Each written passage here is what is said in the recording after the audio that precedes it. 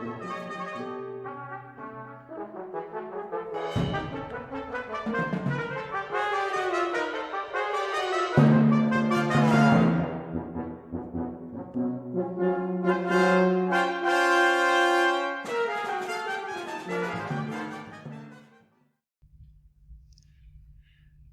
you for joining us on another episode of FPC Talks. My guest today is the Reverend Dr. Parrish L. Bridges. He's our brand new minister here at First Presbyterian Church in Huntington, West Virginia. Dr. Bridges was called by our Pastoral Nominating Committee in August of 2020 and has formally started a month later in September. Dr. Bridges is joining me today in December at the very end of 2020. He has so far had a very unique calling. As everyone is aware, we are in the midst of a great pandemic, yet we are optimistic that things will get better and our lives and community will be better for it. I know Dr. Bridges is excited to engage with every member of our congregation in fellowship. Today, I would like to have a conversation with our new minister and perhaps help everyone get to know him a little better. Dr. Bridges, thank you so much for joining us today. It's good to be here. Thank you. So I thought maybe the first topic we could spend a little time on is some of your early life. And I wrote down here, what do you know? Maybe you know the name Bridges. Where is? Yeah. Bridges, as I'm told by, some stuff that my dad had done as far as genealogy and putting together some material, but it comes from England, and so it's English in its origin. And the understanding of our family that I have of the Bridges coming to America came, like most of them came to through Ellis Island, and I don't know how many years ago that was, but that was the Bridges originated, of course, in England, but made our way here. And the majority of the Bridges family is in Northwest Arkansas. So that's where my grandparents were, and I would spend time with my dad in Arkansas when I was growing up. And that was your dad's family in Arkansas? Yeah, exactly. Yeah. So my mother's side's a whole different story. Okay. Yeah, right. Okay. Yeah. Okay, great. And that was part of this too. What were your ancestors from? So from England, okay. Yeah. Okay. So early on in your life, and when did you feel led to Christ? Yeah, I never really attended church other than just a couple of times as a kid.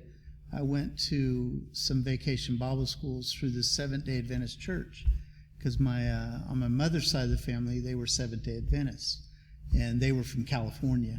And I don't really have much of a memory of that, but I started going to church at age 10. And I was living in California with my mother and my four siblings. I had 3 other brothers and a sister. And some people from the Ventura Baptist Church came by and asked us if we would like to come to Sunday school. And the bus would come by and pick us up.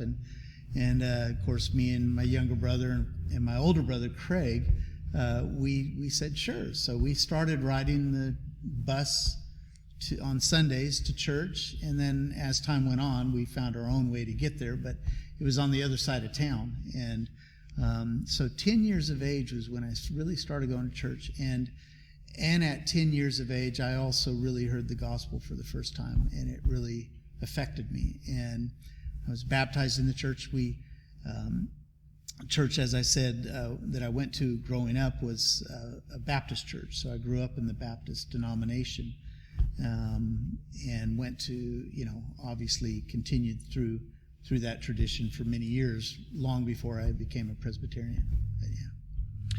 So when it was that you maybe had decided to become a minister, I'm thinking before that, maybe around this time of when you were young, before your adolescence, 9 or 10 years old, did you have another career choice that you had decided that you maybe wanted to pursue? Yeah, actually, I always thought that maybe I would do something in teaching, because I just always was inclined to be interested in the teachers that were teaching me, and I thought, well, what a great profession that would be, to affect the lives of other people.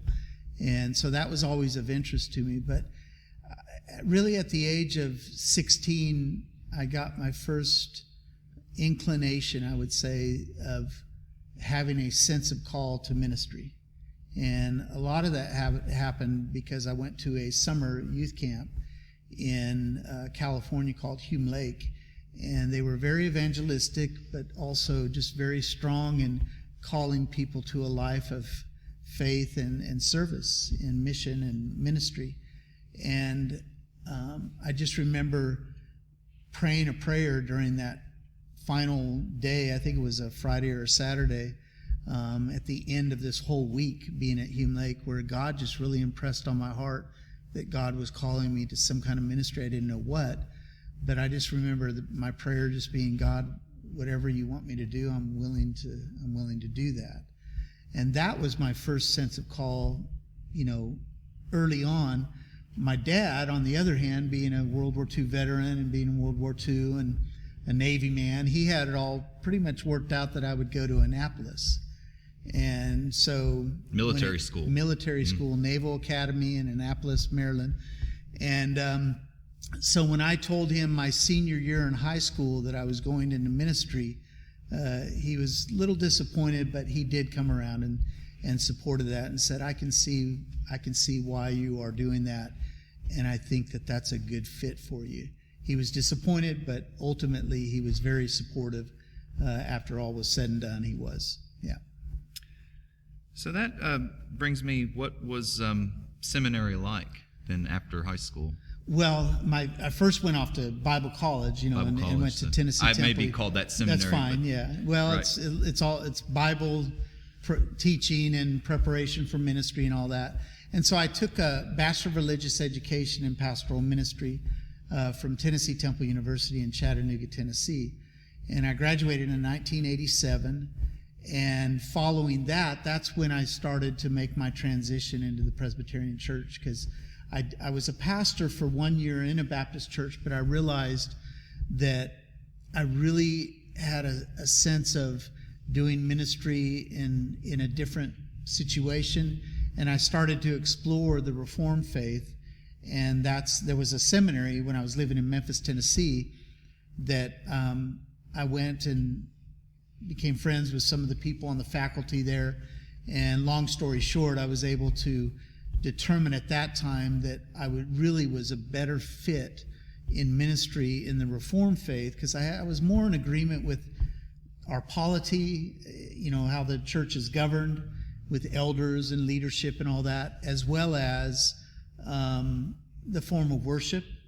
I just was in more of agreement and really had a better fit in Reformed worship and Presbyterian polity and many of the other aspects in the Presbyterian Church. And so I made that transition and came under the care of a presbytery in that Memphis area, and then that's how I started my journey into the Presbyterian faith. And that was in my 20s, so when that happened. But I had to go back to seminary to get my master's degree, which was at Memphis Theological Seminary, and that's where I got that degree. Later on, in 2013, I finished my Doctor of Ministry at Pittsburgh Theological Seminary. Okay. So that's my formal education, just in a nutshell. Yeah. So you were, from, let's say, after you had finished your master's at Memphis, then you were a minister from then on until until now, yes. until present. Oh yeah, absolutely. Yeah. Well, at one point, because for a while I was in that transition, I wasn't in full-time ministry. I was still involved in the church, in the Baptist church, and then eventually going to a Presbyterian church. I started to just help out in whatever way I could, but was not really doing any kind of preaching at that point. But my vocation, my occupation was I worked for an insurance company. Mm-hmm. So I sold insurance for a good 10 years. And of course that helped pay the bills, and my wife was of course in nursing school and all that. And then we had our first child, and Ashley, who's now 31. But I did that for a while, but at one point I was doing insurance. I had my insurance agency. I was a full-time student in seminary. And then I was also pastoring as a student minister my First Presbyterian Church. So I wasn't ordained yet Presbyterian. I'd been ordained as a Baptist, but I was able to, the Presbytery allowed me to pastor one of their small country churches. And so I did that for about 4 years before I finally was able to finish my master's and get ordained Presbyterian. But that was quite an experience. But at one time, I had 3 jobs. Wow. Yeah, and the ministry job at the Presbyterian Church was intended to be part-time, but it wasn't. It was full-time. So I got through it, and it was a great experience. It was my induction, I would say, into Presbyterian or ministry in the Presbyterian USA, and I'm very grateful for that, and still have connections with the people back down south where I did that, and I've maintained good friendships with them through the years. And I'm probably I wanted to spend a little time in each of the in each of the positions, maybe. So you'll probably, hopefully, I won't make you repeat yourself too much. But let me ask you again about seminary. So let's say throughout all of your from Bible college all the way up through maybe the doctorate. Yes. What was some of your favorite studies, courses and studies? That's in my undergraduate work at Tennessee Temple. I would say any history classes that I, was able to take, those are my favorite. I love theology, and that was just a given. But I loved American history. Primarily or specifically, I really loved that. So that was a joy. Greek and Hebrew. Well, I took Greek. I didn't take Hebrew until seminary, but I took Greek in college and then took another refresher course in seminary. Those were enjoyable, but I knew I wasn't ever going to be a Greek or a Hebrew professor. But I got through that, did fairly well with that, and I have a working knowledge of the languages, but those were kind of tough. But in seminary, I remember one class that I took was called Primetime TV, Religion, and Politics. Wow. And so what we did was we would take various programs through the media, and anywhere from commercials to a sitcom to a newscast or whatever the case was, and we would dissect each one of those particular programs through and try to see it through the lens of faith. So there was a way that we would work through, okay, what are they actually teaching here? What are they saying in this program? What is this commercial trying to, what were the years, do? If you don't mind me, like that. The context is... That would have been in the 1990s. Late 90s? Yeah, 90s when I was doing that. And I loved that. I ate that up. I mean, it was so fun, because one of the things that we were able to do was, one of our projects was we had to put together a media presentation and present it before the class and talk about these various things that we'd learned, and we called them the lens of faith. And so we would analyze and exegete, it was an exegesis of that program. And I never looked at things the same after doing that. So I'd go watch a movie, and I would think, okay, what's the message behind the movie that I'm seeing? You can get caught up in the drama, but when you're really trying to analyze something, and that's just something I personally would do. I mean, if the person sitting next to me watching the movie, they wouldn't get it, and I'd ruin the movie for them. So I wouldn't do that. You'd say, hey, this part. Hey, this part. But I was doing that, and so that just became really helpful. I got more out of it, trying to understand what is being taught here. What's the message? I was trying to think of the late 90s, like that's like Friends, right? Well, I did different. I don't know. Was it Everybody Loves Raymond? Oh yeah, different things Raymond. like that. Yeah, cool. And then I remember doing a song once, and I didn't know who the artist was. Mm-hmm. And when I even by the time I did it in class, because it was the artist was doing their song, and even was part of the show. I think it was like Miami Vice or something. I don't know what the show was, but they were in it. And then I still didn't know to credit who the song was or who the artist was. And in class, when I was presenting it, someone said, "Oh, that's Kid Rock." I was like, so that was kind of interesting to see how they put that in the program. But we I did that presentation and just got a lot out of that. I enjoyed that. That was some of my favorite stuff. I always, again, as I said, theology was just a given. I love studying the Word of God. I love understanding doctrine and all of that, and being able to teach that in a congregation or a small group or whatever the case may be. The tough ones for me, and I love history, but church history was difficult for me. Getting down the dates and nailing that down and remembering all of that when it came time to do our testing and things like that I did okay in it, but I didn't excel in the grade of that. But I did like it, but those were some of my difficult ones. As far as classes that I just did not like, gosh, I'll have to come back to you on that I even have time to do that. But yeah, that's what I tried to let those things with the favorite go. ones. I say the not so favorite. Just focus on the positive ones. Sure. So I wrote down here from the bio that was provided by the PNC. Thesis, equipping deacons for the shared ministry of congregational care and community outreach. Yeah, right. Yeah, is there some things you want to maybe mention about your when your I studies? did that, of course, I did what was called the parish focus.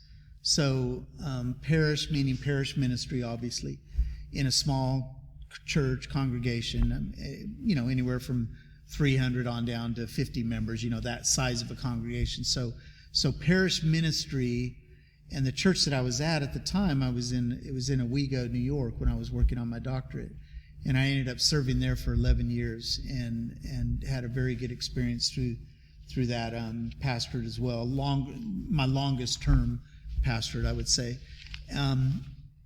I decided to do that particular project because I thought that would be probably the most useful and helpful project to do in our church. It had to be some kind of a project, either in the church or in the community, that would benefit the church, that would benefit others, rather than it just being something that just benefits me. Yes, I'm working on a degree, but what can I do to have the greatest impact in the church?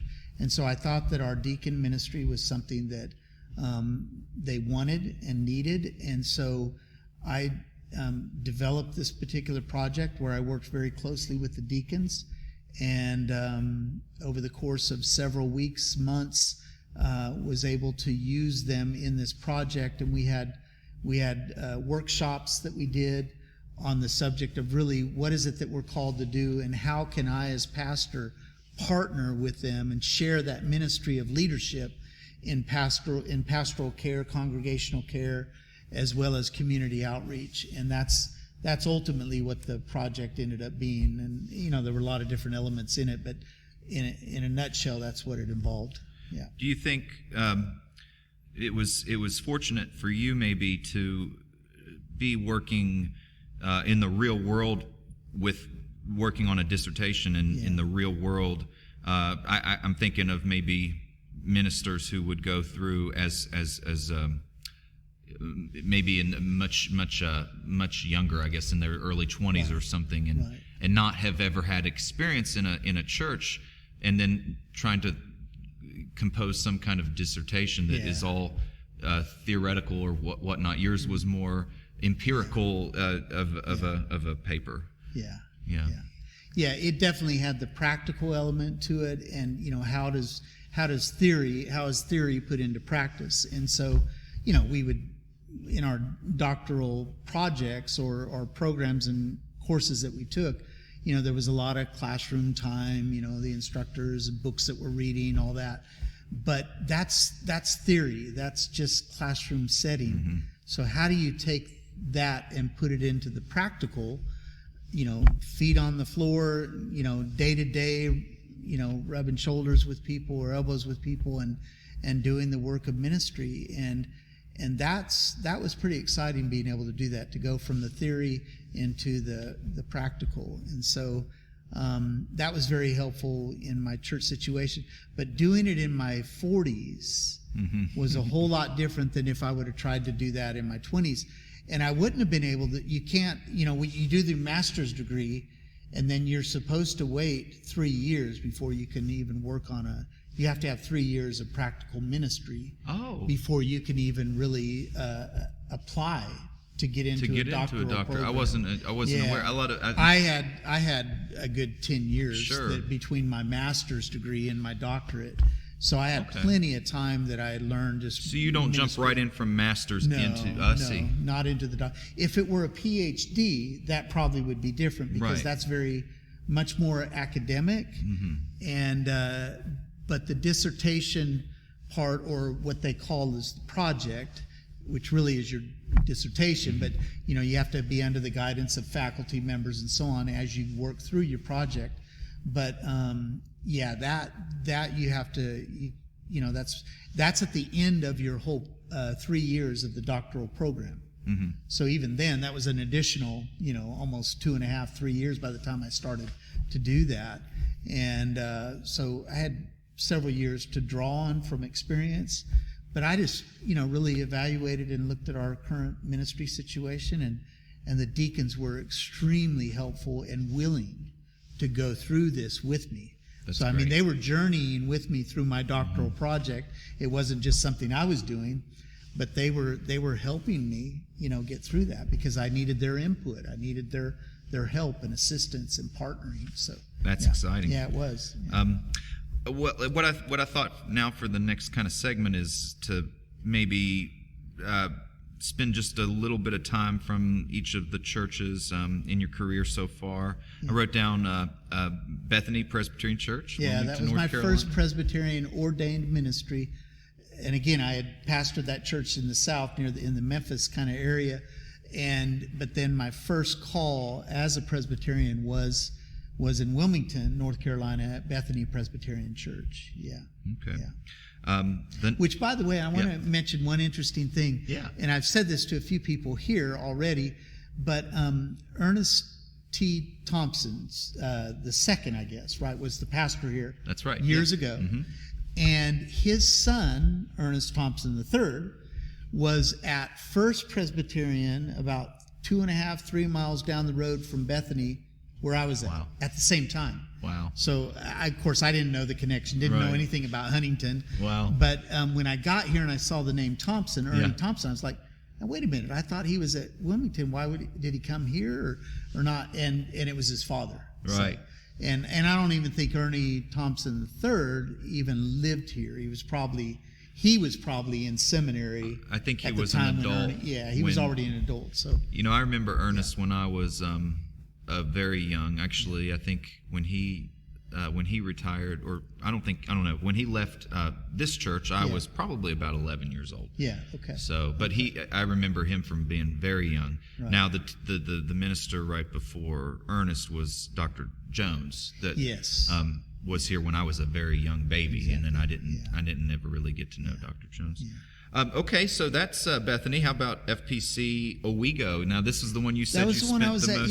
Yeah, my kids obviously went through the school system in Owego, New York, and went to college while living there. And so that was 11 years of ministry, but very important in the formative years of my children growing up and going off to college. So a lot of meaningful things happened there, and it was 11 years of growing and learning how to do ministry. I went from Bethany to Owego, but just learned a lot. I just never dreamed that I would end up, having been in the South for many years, that I would end up in upstate New York, where you get winters like not 2 months, winters like 5 months, almost half the year it seemed like sometimes. But we made the best of it, and it was a meaningful, productive ministry there. But by the time it was time for me to sense God's call away from that ministry, I knew that I was concluding and coming to a conclusion. And eventually God called me out to my next call in California. Mira Mesa? Did I say Mira that right? Mesa Presbyterian Church. And this is where you ran back into Pamela, This right? is where Pamela and I, reconnected. For 33 and a half years, other than a short phone call for our 10-year high school reunion, she was just asking me, are you going to come? She was married. I was married. And I said, no, I can't because too many obligations. And then about another 10 years later, I guess Facebook came into play, and we communicated like one day. And then I thought, I really don't want to mess with all this Facebook stuff, so I didn't even keep the account. And so those were the only two communicative things that we ever had in all those years.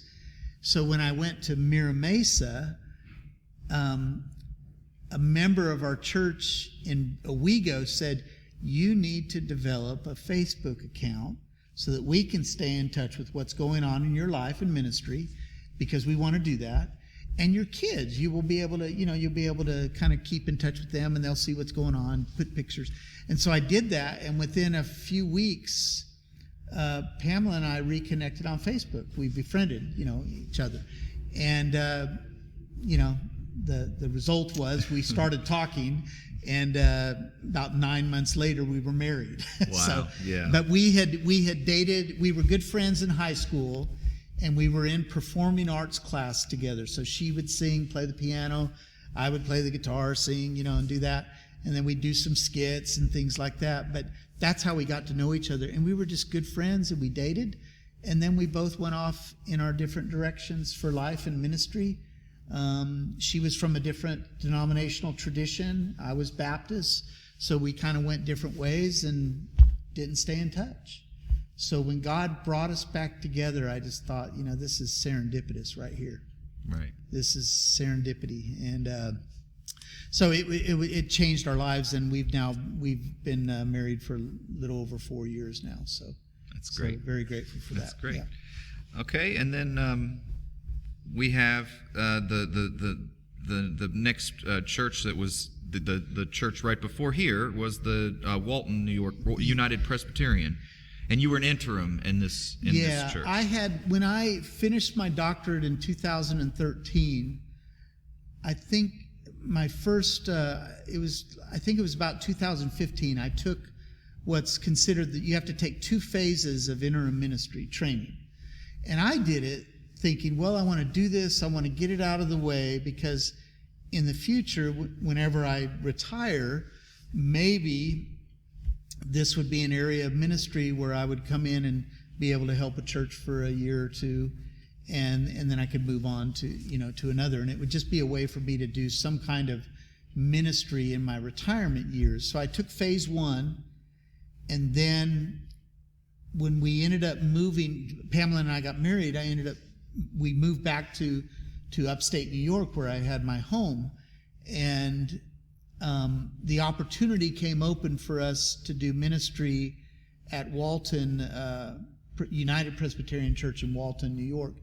And so I was there for 2.5 years doing interim ministry right before coming here. So I concluded my ministry there in the month of August, and then we were here within a few weeks to start our ministry here as the installed pastor here. So right.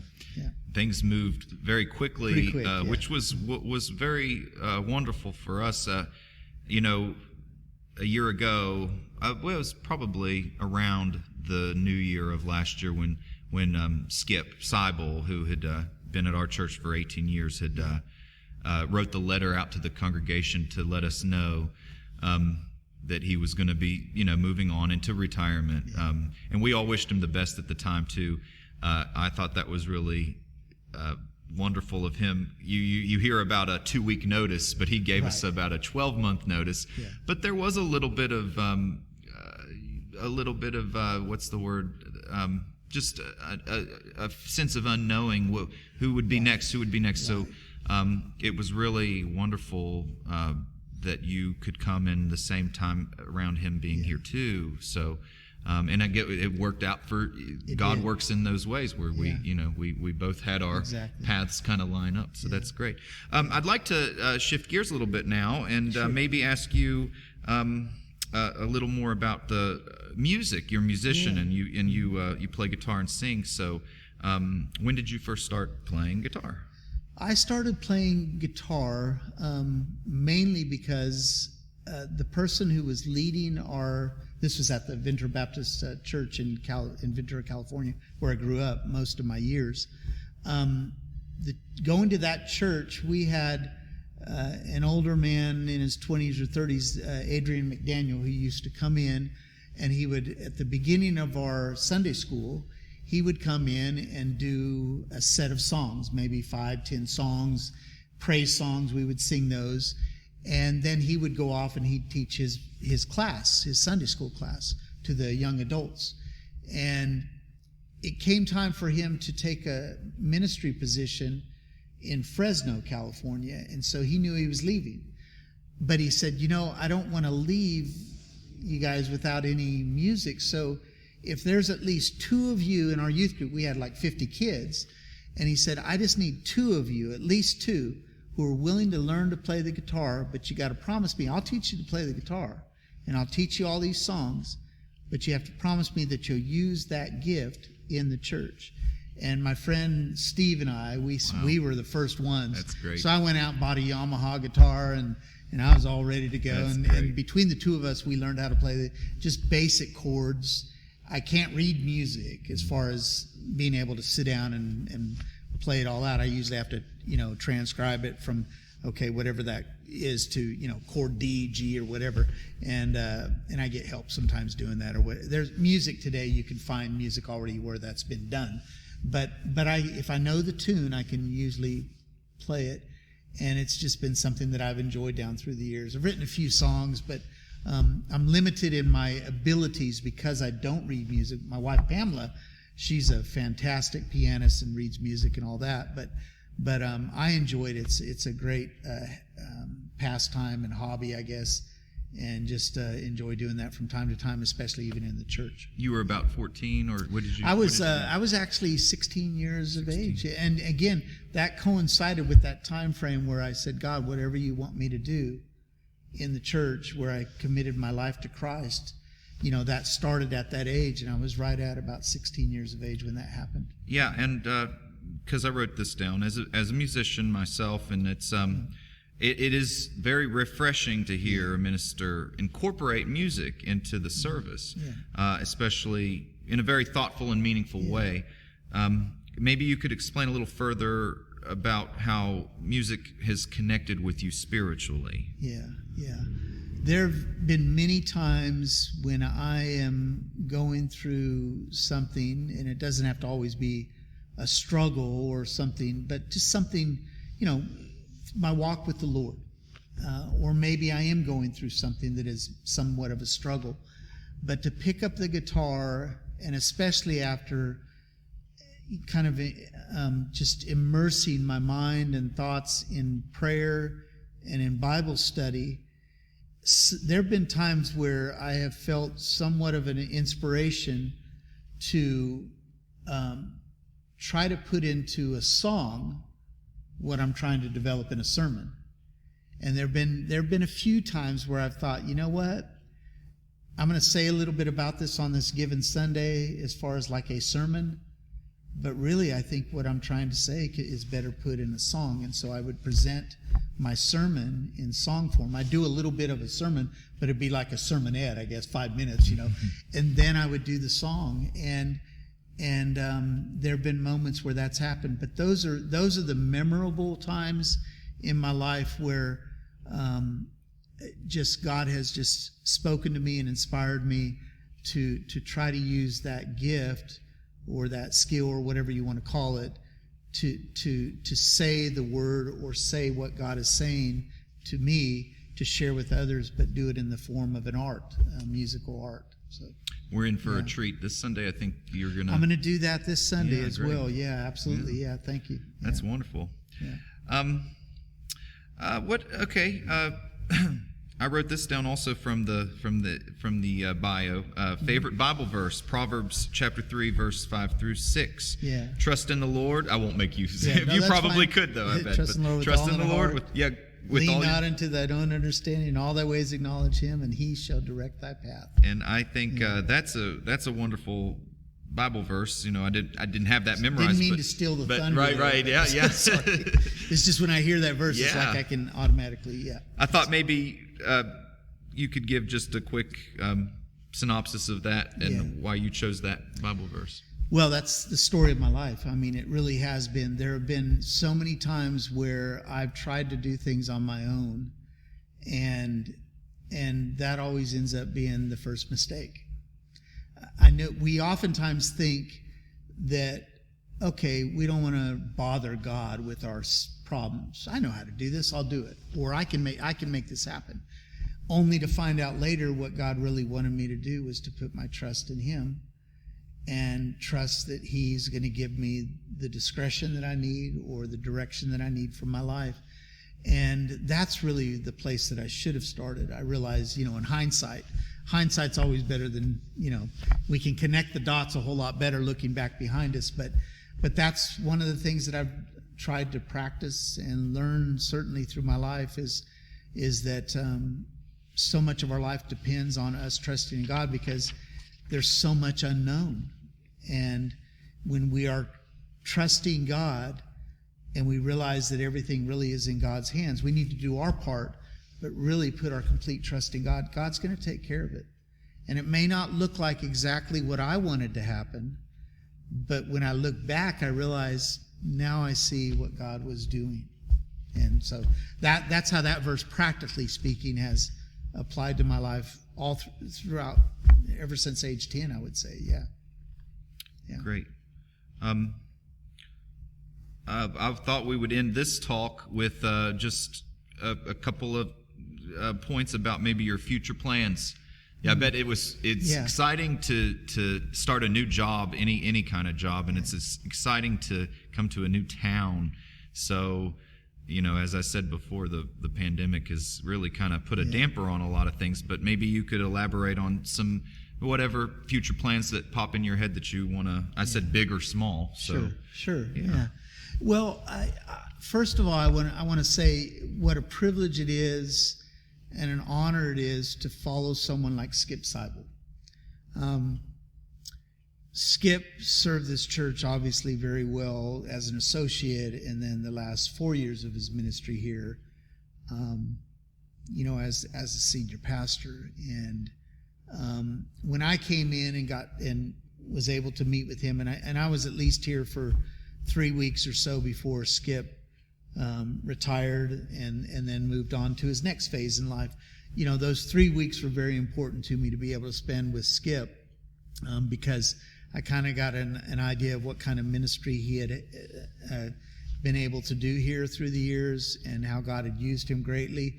But when I look at all the things that he was able to do and that God did through him and through the congregation, I realized very quickly there is a really good foundation here.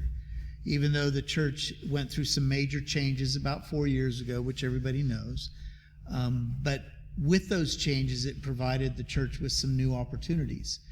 And my hope and desire is to be able to take the good work that's been done already and to try to build on that. And at my stage in life and my stage in ministry, I'm hoping to, and I desire to put a lot of energy into that. And I think that will be, where my focus will be. One of the things that's been very interesting to me is to learn that the church a couple of years ago had put together a strategic plan, a 10-year strategic plan. Right. And so COVID and some other factors have kind of put some of that planning at least to a slow moving process.